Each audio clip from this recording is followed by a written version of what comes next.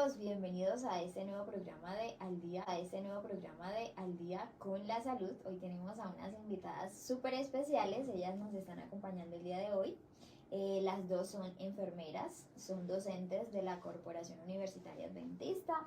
Tenemos a Luisa Ochoa, que además es docente líder de investigación, y tenemos a Mónica Muñoz, que es coordinadora del Diplomado de Cuidados Paliativos, también en la Corporación Universitaria Adventista. Bienvenidas a este espacio, qué bueno tenerlas aquí con nosotros. Muchas gracias. Muchas gracias. Listo, hoy vamos a hablar de ese rol que ustedes desempeñan y que muchas personas desempeñan, y es el papel de la enfermería. Cuéntenos un poquito de esta profesión, cómo surgió, por qué surgió. Moni es experta en historia de la enfermería, así que vamos a Bueno, darle no espacio. experta, pero Entonces vamos, 3, 2. bueno, la enfermería como profesión realmente es algo muy nuevo, ¿sí? O sea, las personas, los cuidados existen desde que hay vida, pero a medida que fueron avanzando las épocas, enfermería se fue consolidando como una profesión. Nosotros tenemos 4 etapas grandes. Tenemos una etapa doméstica, una etapa vocacional, una etapa técnica y una contemporánea actual. En la doméstica, obviamente, cuidábamos, era por el instinto de la vida, ¿cierto? Por proteger la vida, pero no habían personas formadas para eso. Digamos que se inculcaron muchos esos cuidados y se le indulgaron a la mujer por su biología, pero realmente es uno de los mitos grandes, y a los hombres al principio los molestaban, que si estudiaban o no esta profesión ponían en duda su género y su identidad. Igual no tiene nada que ver, pero fue algo más atribuido a la protección de la mujer.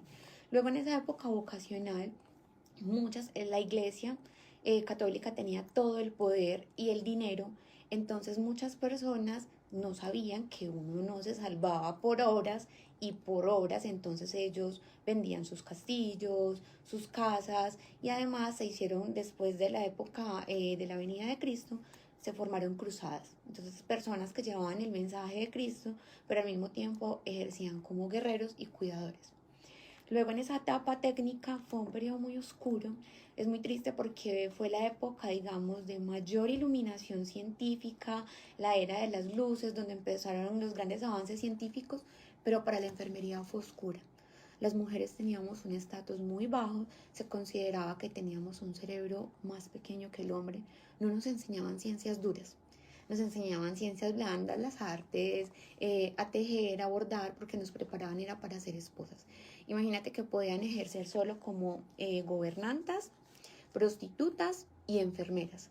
Y sirvientas. Y eso que sirvienta era un estatus en esa época más alto que prostituta y que enfermera. Entonces, a las mujeres realmente no las dejaban sino ejercer ese tipo de profesiones, y quien decía que iba a ser enfermera era considerada pues alguien del lumpen de la sociedad. ¿Cómo nació la profesión? Una mujer, una de mis heroínas, Florence Nightingale, es muy contemporánea a Elena G. White. Ella creyó realmente en el cuidado, y ella hizo una comisión de sanidad militar en Inglaterra. Entonces ella fue la primera que empezó a reformar hospitales, fue a Crimea a atender el ejército. Sí, el ejército inglés. Para la reina Victoria era pues cuidar su ejército, pero para ella realmente era cumplir y transformar lo que es casi la enfermería como profesión. Por eso ella nació el 12 de mayo, el 12 de mayo casi siempre celebramos el Día de la Enfermera en honor a su nacimiento. Cuando ella volvió como una heroína de guerra, y se hizo un fondo y se estableció en 1860 aproximadamente la primera escuela para enfermeras en Inglaterra. Ya años más adelante, las enfermeras empezamos porque pensaban que nosotros éramos asistentes, yo les digo asistontas del médico, no, eso es otro mito. Entonces, por eso es que aparece en internet que somos sexys, esos disfraces horrorosos, pero eso es un lastre histórico por lo que te acabo de contar. Los hospitales eran lugares de horror. La gente moría en su casa, tenía su médico, pero los que no tenían dinero les tocaba ir a un hospital. Y ya después de que Florence Nightingale reformó los hospitales, fundó la epidemiología moderna, fundaron la primera escuela en 1860 más o menos con el Fondo Nightingale, ya las enfermeras empezaron a formarse formalmente, empezaron a investigar, y empezaron a crear sus propios libros. Nosotros tenemos nuestros propios diagnósticos y muy alrededor de los años 50 en Norteamérica empiezan las primeras escuelas profesionales de enfermería y entonces dejamos de ser un oficio y nos convertimos en una ciencia, así le duela a muchos. Qué bonito, yo creo que lo más importante siempre es conocer la historia, saber cómo se originó, por qué surgió, y lo bonito ahora es que esa historia va a seguir cambiando y siempre lo que tú mencionabas, el papel importante, el papel que juega ese rol en nuestra sociedad hoy en día. Cuéntenos un poquito cuáles son esas funciones principales que desarrolla el enfermero o la enfermera. Tú mencionabas del equipo interdisciplinario. Yo te voy a decir quién es una enfermera según Virginia Henderson. Nosotros somos los ojos del que no puede ver, como decía Luisa, la voz del que no puede hablar, decía la forma de locomoción para el que está demasiado débil y aún también la defensa y la fuerza para quien no tiene ninguna. Entonces, quiero retomar a una periodista muy famosa de este país que una vez dijo que nosotros servíamos sino para poner inyecciones. Nosotros heredamos, como decía Luisa, de esa pionera grande, Florence Nightingale. Obviamente hubo muchas enfermeras y vas a encontrar de pronto en mi página, vas a encontrar una Elisa Mahoney, una Ethel Fenwick, pero de Florence Nightingale heredamos el rol de cuidadoras, que es el principal. Yo no me puedo llamar enfermera si no me gusta tocar los pacientes. El rol docente es obligatorio porque nosotras entrenamos, como Luisa y yo que somos docentes pues ya de aula, pero nosotras tenemos que entrenar nuestro personal, las personas que están a cargo. Tenemos rol también de la epidemiología que la heredamos y es obligatorio investigar. Y también ese rol de administradoras. Entonces, lo que llaman jefe, yo odio esa palabra, no, jefe es cualquiera, enfermeros llegamos a ser muy pocos. Yo puedo administrar el recurso humano, el servicio y el cuidado, pero si yo me dedico sino al servicio, yo dejo de ser enfermera para mí. Pero primero siempre está el paciente. Yo no puedo decir que soy docente y que no me gustan los estudiantes. Yo no puedo decir que soy enfermera, pero no me gusta cuidar y solo me gusta investigar. Para mí ese es el rol. Esas que acabas de mencionar vendría siendo como esas cualidades que debería tener una persona para ser enfermero o enfermera. Sí. ¿Qué otras cualidades debe tener esa persona para ejercer una profesión como esta? Avanzo. Bueno. Y yo te complemento. Bueno, la que decía Moni, obviamente el tener una vocación, una pasión por el servicio y por el cuidado del otro en la circunstancia en la que se encuentra o en el momento de vida en el que se encuentre la otra persona. La paciencia y la comprensión creo que es una cualidad bien importante porque estamos sobre todo ahorita, siento que estamos en un momento de la historia de la humanidad donde todos vivimos demasiado agitados, donde es fácil volverse robots o sistematizar absolutamente todo y se pierde un poquito como esa sensibilidad y eso puede pasar en cualquier profesión. Entonces, el poder desarrollar esa paciencia, esa comprensión con el otro, no solo con el paciente, sino también con su familia, trasladarse a la situación en la que de pronto están viviendo en ese momento las personas y desligarme un poquito de mi estrés del turno o de la Secretaría de Salud o donde me encuentro ejerciendo el rol como enfermera, poder desligarme un poquito de mí y pensar más en el otro, creo que es algo fundamental. También las habilidades de pensamiento crítico. Ahorita que hablábamos, no es solamente vocación, no es solamente pasión, no es solamente amor, es conocimiento también. Es pensamiento crítico, pensamiento argumentativo, que me guste la ciencia, que me guste saber el porqué de las cosas, porque si no nos quedamos en esa etapa que hablaba Moni, esa etapa instrumental o técnica, y nos devolvemos como en el tiempo. Entonces esa habilidad de pensamiento crítico creo que es bien importante también ahorita, que puede ser un diferencial en un buen profesional de enfermero. Yo te podría complementar con algo y es que un enfermero tiene que ser un buen observador y eso lo heredamos. Pero yo tengo que ver al ser humano como alguien no unidimensional, sino como alguien que tiene un espíritu, que tiene un alma y que tiene un cuerpo y que se enferma de las tres cosas. Entonces yo no puedo decir que es más importante, sí, atenderle su dolor físico, las náuseas, el vómito, y la persona está triste, o la persona, como me pasó en cierta institución, quería hablar con el sacerdote y me dijeron, no, es que ya no se permite la entrada del sacerdote a la institución. Me pareció como tan grave y yo decía, es como negarme el medicamento para el dolor. Entonces el enfermero tiene que verla a la persona no como un instrumento de trabajo, no, sino como un ser que siente, que le duele. Aquellos que creemos en Dios, pues uno tiene la imagen de Dios en esa persona que cuida. Y hay unos principios y unos valores, pues que uno va desarrollando. Pero en enfermería se habla de unos patrones estéticos que se van expresando a medida que tú vas avanzando en la profesión, y eso nadie te los enseña. Ellos, por ejemplo, el estudiante cuando, o el enfermero cuando empieza, se caen los guantes. Nadie lo vio, pero él sabe que si él coge esos guantes y le hace el procedimiento al paciente con esos guantes sucios, él le va a hacer daño al paciente. Entonces ahí se expresa, por ejemplo, ese patrón ético. O sea, ya pienso en lo bueno y lo malo. Ese patrón estético también se expresa cuando, sin que la persona me lo diga, yo sé que está mal, yo sé que estás triste, yo sé que necesitas hablar. Enfermería depende mucho de los sentidos. Observar, oler, escuchar. Ahora se ha perdido mucho eso, son rondas rápidas. Si no tenemos una buena capacidad de personal, una buena cantidad, nos entregan 35 o 22 pacientes a un solo enfermero. Es muy difícil poder suplir esas necesidades. Y también pues desarrollar ese patrón sociopolítico, o sea, pensarnos como seres científicos y políticos. Entonces, por ejemplo, el cuidador familiar está cansado, ¿qué políticas públicas hay entonces para que esa persona pueda descansar, para que este adulto mayor pueda acudir y ejercer esa abogacía? Entonces, son tantas cosas que un enfermero tiene que ser muy integral, no es solamente hacer, es ser, saber y saber hacer. Son, digamos que, aparte de esos principios y valores morales. A mí me parece la enfermería una de las profesiones más bonitas por todo eso que mencionas. Mira, hace que cuando uno esté enfermo o en cualquier situación, porque son muchos roles, pero que especialmente en el nivel hospitalario es como que esa primera ayuda. Y que lo que tú mencionabas ahorita, una vez yo fui a un hospital, me tenían que canalizar y me dan mucho miedo las agujas, o sea, le tengo pavor.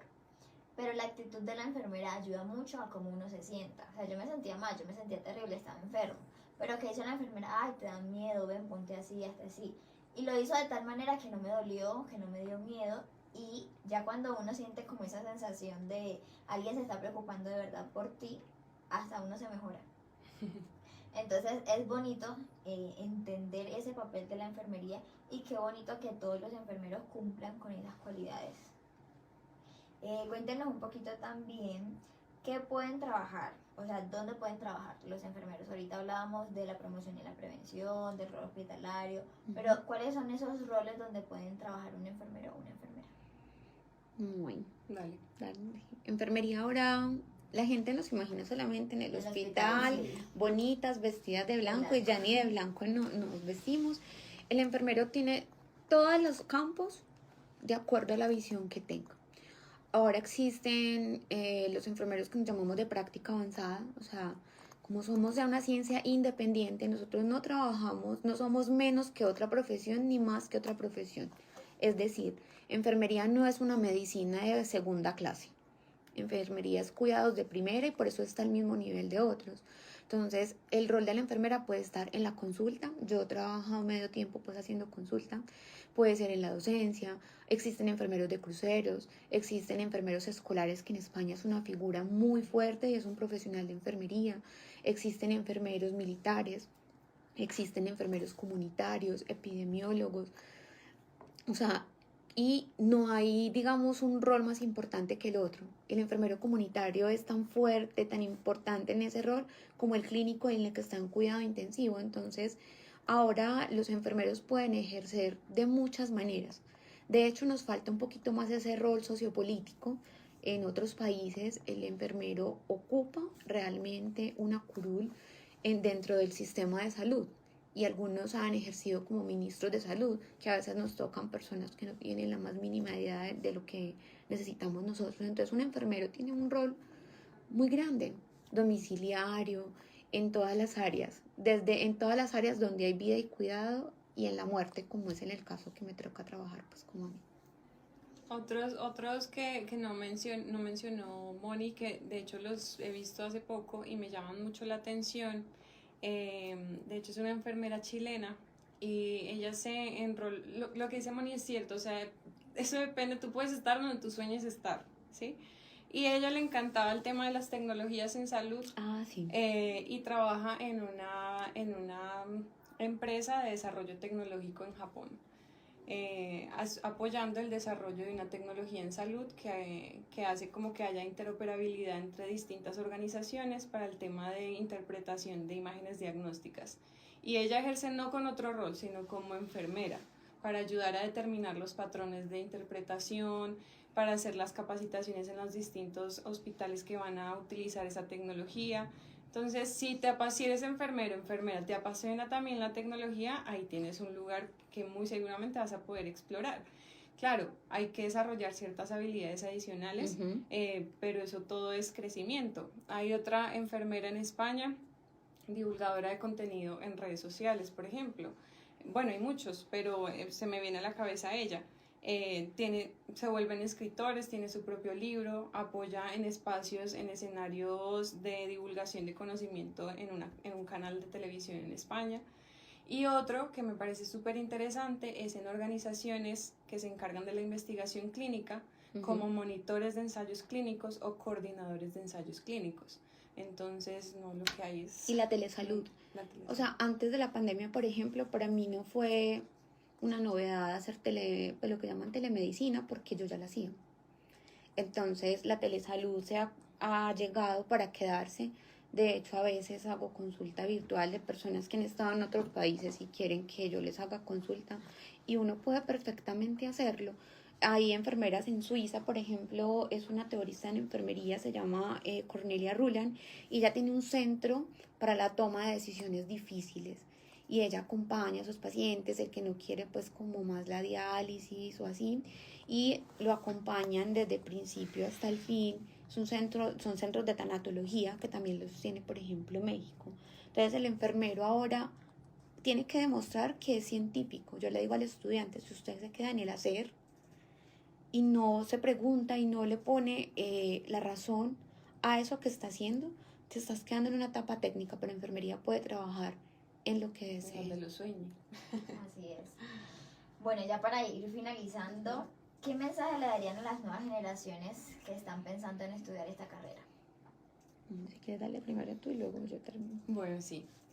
Lo primero, y por experiencia personal, yo les diría que investiguen de lo que están pensando que quieren estudiar. Investigar la profesión antes de comenzar a estudiarla es bien importante. Conocer todos es indagar, ¿no? Como cuáles son esos roles. Si conoces a alguien, ten una conversación con esa persona, si es enfermera o enfermero. Si tienes la posibilidad de visitar un lugar donde ejerzan este rol y ver qué se hace. O sea, primero empaparse un poquito de qué es, para que puedan tomar una buena decisión, porque tiene muchos requerimientos como persona para que puedas obviamente brillar, por decirlo de alguna manera, en el rol, ¿no? En la profesión. Entonces, qué rico que lo pueda hacer desde una pasión y es una vocación real, para que todo lo demás pueda crecer y se pueda desarrollar de la mejor manera.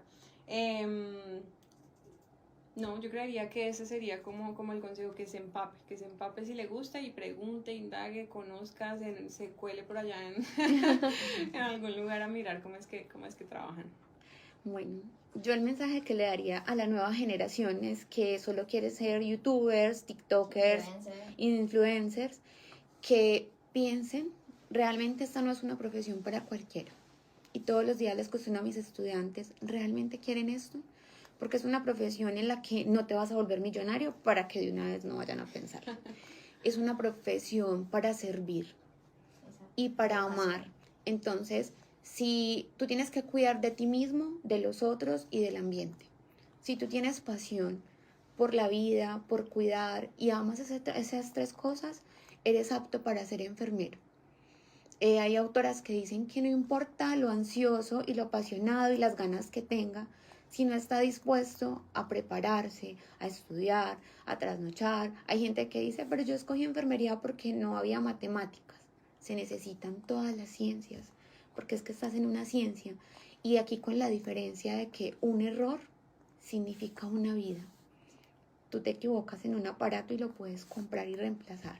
Entonces, no solamente aparecer un verdadero influencer es aquel que, con ejemplo, le muestra al otro, le sirve al otro, deja un legado.